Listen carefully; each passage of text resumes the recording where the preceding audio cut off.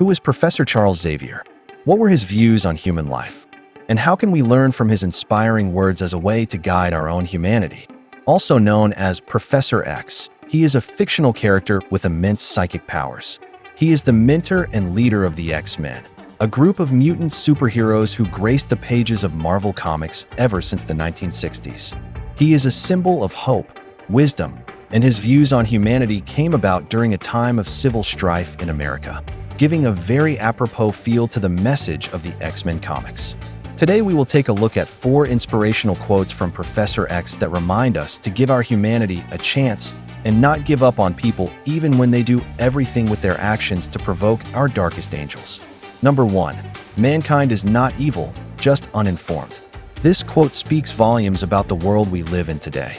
It shows us that Charles does not harbor hatred towards mankind, but he more pities them for their ignorance. This quote is a very accurate representation of the world today, because now more than ever, people seem to let their emotions rule their actions instead of giving to reason and critical thinking.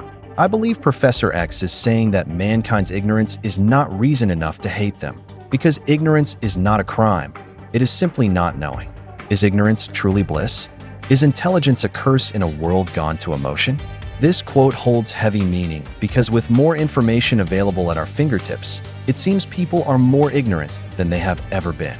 Riots, wars, and general chaos have always been an issue for humanity, especially in certain regions throughout history. But today we have more access to knowledge and information than we ever have had, to learn about others and see what their culture is all about, so we can understand them better.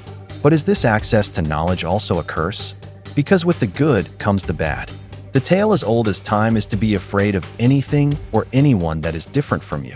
But in such a globalized world, it seems the planet is getting smaller and smaller.